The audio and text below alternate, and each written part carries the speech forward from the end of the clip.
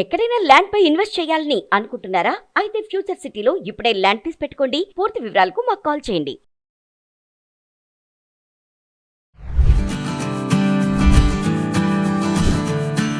నమస్తే, welcome back to Suman TV. ప్రపంచ cup గెలవడం ద్వారా టీమిండియా మహిళల క్రికెట్ చరిత్రలోనే కాదు, భారత్ క్రికెట్ చరిత్రలోనూ తన పేరును శాశ్వతంగా లిఖించుకుంది.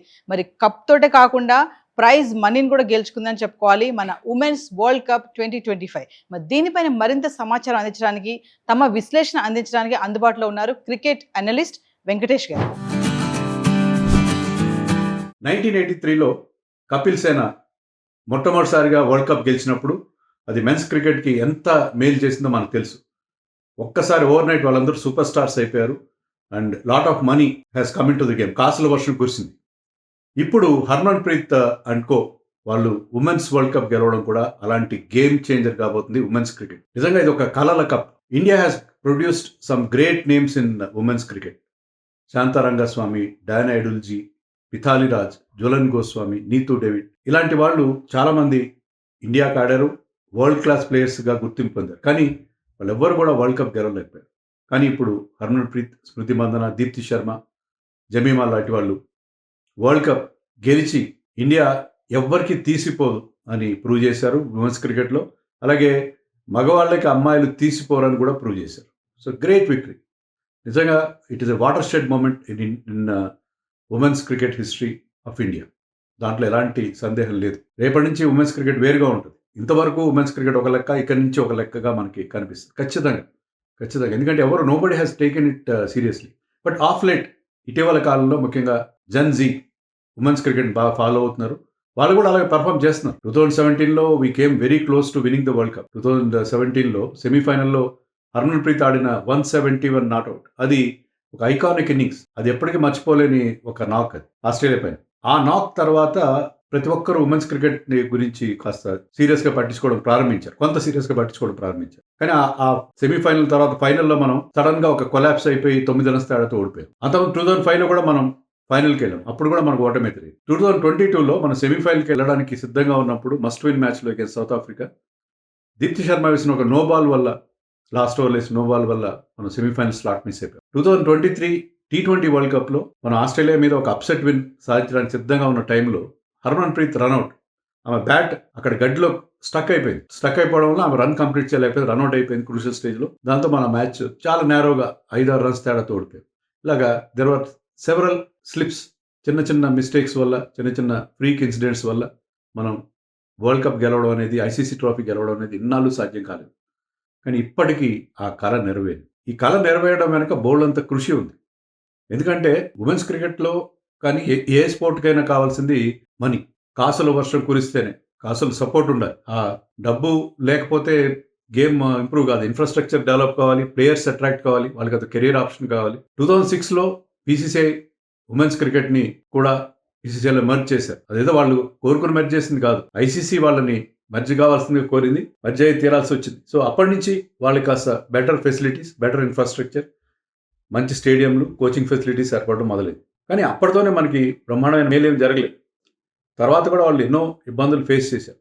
కానీ ఇటీవల కాలంలో చాలా మంచి స్టెప్స్ తీసుకున్నారు. ముఖ్యంగా WPL women's premier league start చేయడం అనేది చాలా మేలు చేసింది. దానివల్ల మారుమూల గ్రామాల్లో ఉన్న టాలెంట్ కూడా బయటకు వచ్చింది. ఇప్పుడు వరల్డ్ కప్ విన్నింగ్ టీంలో చాలామంది ప్లేయర్స్ చాలా చిన్న కుటుంబాల నుంచి, బిలో పవర్టీ లైన్ కుటుంబాల నుంచి వచ్చిన వాళ్ళు, చాలా మామూలు కుటుంబాల నుంచి వచ్చిన వాళ్ళు, but they have been doing extremely well. So ఇదంతా కూడా గత 3 ఏళ్లుగా మనం ఉమెన్స్ ప్రీమియర్ లీగ్ జరుపుతున్నాం. అంతకుముందు కూడా ఒక ట్రయల్ బేసిస్లో ఉమెన్స్ ప్రీమియర్ లీగ్ స్టార్ట్ చేశారు. దీనివల్ల మనకి బోల్డ్ అంత టాలెంట్ ఎమర్జ్ అవుతుంది. అంతేకాకుండా ఫిట్నెస్ లెవెల్స్ బాగా ఇంప్రూవ్ అయింది.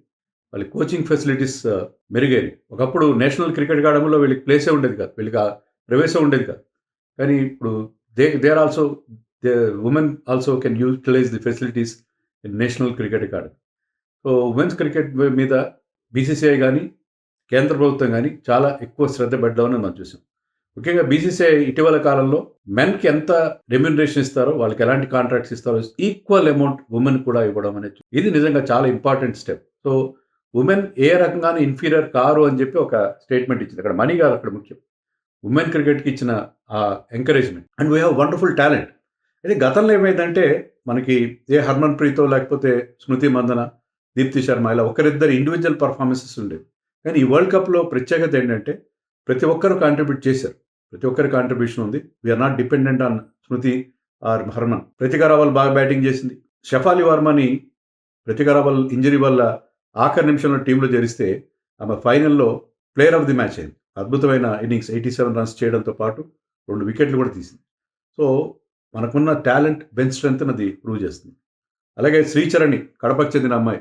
ఆమె she has taken I think 14, 15 wickets తీసుకుంది. సో ఫస్ట్ టైం ఈ సీజన్‌లో ఇండియాకి ఆడడం ప్రారంభించి వరల్డ్ కప్‌లో కూడా అదే రకమైన పర్ఫార్మెన్స్ ఇచ్చింది. దీప్తి శర్మ 22 వికెట్లు తీయడంతో పాటు 215 రన్స్ కూడా చేసింది. ఒక అద్భుతమైన ఆల్రౌండ్ పర్ఫార్మెన్స్ ఆమె దగ్గర నుంచి మనం చూసాం. హర్మన్ ప్రీత్ సెమీఫైనల్‌లో ఒక ఇంపార్టెంట్ ఇన్నింగ్స్ ఆడి ఒక ఆస్ట్రేలియా మీద మనం ఒక బ్రహ్మాండమైన విజయం సాధించడంలో జమీమాకి తోడ్పడింది. And Jemimah's innings that 127 not out అది ఎప్పటికీ మనకి మర్చిపోలేని innings. So that kind of an innings అది మొత్తం that stirred the national consciousness. So అద్భుతమైన ఇన్నింగ్స్ జమీమా బ్యాట్ నుంచి మనం చూసాం. ఆమెను కూడా మొదట్లో టీంలోంచి డ్రాప్ చేశారు.